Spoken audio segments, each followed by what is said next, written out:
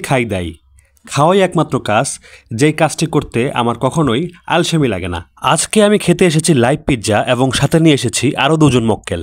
আজকে আমি অর্ডার করেছি 8 ইঞ্চির একটি টার্কিশ পিৎজা। পিৎজাটি হাতে পেয়ে একটি বাইট খাওয়ার পর আমার মনে হলো 3 জনের জন্য 8 ইঞ্চি পিৎজা অর্ডার করাটা খুবই বোকামি হয়েছে। কমপক্ষে 12 ইঞ্চির একটি পিৎজা অর্ডার করা উচিত ছিল।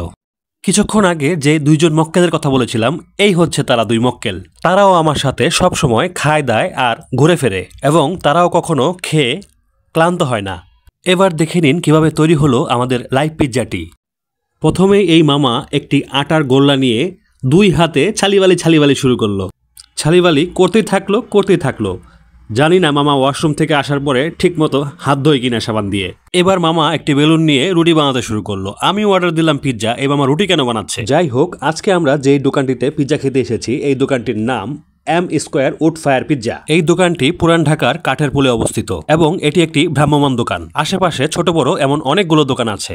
তারপরেও কেন যেন প্রতিবার আমি এই দোকানটিতেই আসি পিৎজা খেতে।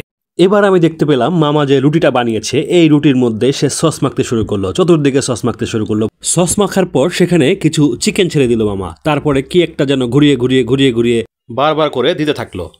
এই মামার দোকানে টার্কিশ পিৎজা ছাড়াও রয়েছে আরো বিভিন্ন নামে বিভিন্ন পদের পিৎজা। তবে আমি টার্কিশ পিৎজা এবং বারবিকিউ পিৎজা ছাড়া অন্য কোনো পিৎজা ট্রাই করে দেখিনি। আপনারা অন্যান্য পিৎজাগুলো ট্রাই করে দেখতে পারেন। এবার মামা পিৎজার মধ্যে দিচ্ছে চিজ, পর্যাপ্ত পরিমাণে চিজ দিচ্ছে। আর এই চিজগুলোই টার্কিশ পিৎজাটাকে অনেক বেশি মজাদার করে তোলে। আসলে পিৎজা বানানোটা সহজ কাজ না, কারণ মামাকে অনেকক্ষণ ধরে দেখছি অনেক কিছু অনেকভাবে নানাভাবে দিয়েই যাচ্ছে। পিৎজা বানানো দেখতে দেখতে আমার মনে হলো এখানে বসে পিৎজা খেলেই চলবে না, বাসায় যাওয়ার সময় আরও একটি পিৎজা আমার নিয়ে যাওয়া উচিত। যাই হোক, আমার আর সহ্য হচ্ছে না, কারণ মামার পিৎজা বানানো শেষই হচ্ছে না। সে মশলা খালি দিয়েই যাচ্ছে কিন্তু পিৎজা বানানো শেষ হচ্ছে না। যাই হোক, মামা পিৎজা বানাতে থাক আর আমি একটা গোপন কথা আপনাদের সাথে শেয়ার করি। গোপন কথাটা হলো, ভাইরে, আমার পেজে কেউ লাইক করে না, কমেন্ট করে না, শেয়ার করে না। আপনারা যদি পারেন তাহলে একটু লাইক, কমেন্ট আর শেয়ার করে দিয়েন।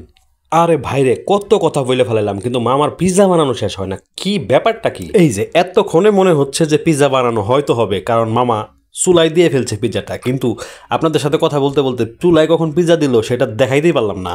যাই হোক, মামা কঠিন করে একটা আগুন লাগাই দিছে, এইবার হয়তো পিৎজা হয়েই যাইব। দাও মামা, দাও, এত দেরি করো না। একটা পিৎজা বানাইতে তুমি এত দেরি করো না মামা, দিয়ে দাও পিৎজাটা। এই যে আমাদের পিৎজাটা এখন খাবারের জন্য সম্পূর্ণ রেডি হয়ে গেছে। মামা আমাকে বলছিল যে আপনারা যেহেতু 3 জন, পিৎজাটা 3 পিস করে দেই।